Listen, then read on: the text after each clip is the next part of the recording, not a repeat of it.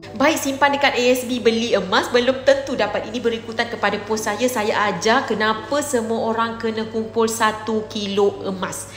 Tuan-puan, memang saya jenis kumpul duit, asal duit jadi emas. Ya, saya simpan dalam tabung haji, wajib nak pergi haji. Ya, saya simpan ada sedikit percentage saya letak dalam ASB, ada. Tapi saya bukannya put all egg in one basket.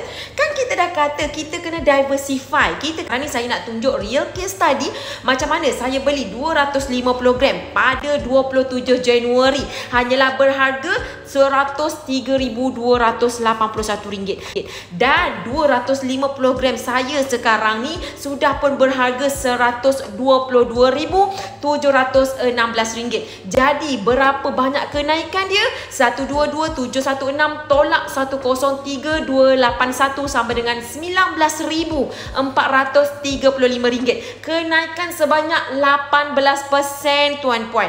Emas ni dia sangat-sangat konsisten kenaikan dia dalam masa panjang. Dan kita kena pilih company emas yang betul-betul dah memang stable dekat dalam Malaysia ni. Bukan setakat Malaysia, dah pergi luar, Brunei, Indonesia, Singapura. Semua dah meluas, iaitu public gold. That's why kita kata kena pilih company emas yang betul-betul stable, yang betul-betul diterima di mana-mana country.